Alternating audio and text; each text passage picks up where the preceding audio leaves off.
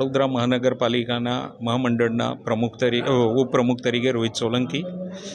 આજે અમે કોર્પોરેશનની અંદર અમારા 1 થી 4 વર્ગના કર્મચારીઓના પ્રશ્નો લઈને આવ્યા છે અને અત્યારે અમે ચેરમેનશ્રી અને મેયરશ્રીને મળ્યા છે।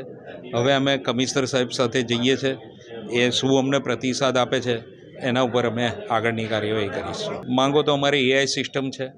એઆઈ સિસ્ટમની અંદર અગાઉ પણ અમે કહ્યું છે કે ભાઈ એઆઈ સિસ્ટમની અંદર બહુ બધી વિસંગતતાઓ છે। પહેલાં એ વિસંગતતાઓને દૂર કરો, ત્યાર પછી એઆઈ સિસ્ટમને લાગુ કરો। હમણાં એ લોકોને અમે રજૂઆત કરીએ છીએ તો કહે છે કે હજુ એઆઈ સિસ્ટમ લાગુ કમ્પ્લીટ નથી કરી, તોય પણ એ કર્મચારીઓની સીએલને એ બધું ખતવાઈ જાય છે। બીજું 240 વાળો મુદ્દો છે, કોઈ અવસાન થઈ ગયું હોય, 720 દિવસ પૂર્ણ કરેલા હોય, એનો કાયમી ઓર્ડર આવી ગયો હોય તો એને કાયમનો લાભ નહીં આપવો। આવી બધી વિસંગતતાઓના કારણે આ બધા પ્રશ્નો લઈને અમે મેયર, કમિશનર સાહેબ અને ચેરમેન શ્રી સાહેબ સાથે અમે આવ્યા છીએ। અમારા મહામંડળ અને આખા કોર્પોરેશનની અંદર 12 થી 13 હજારનું મહેકમ છે।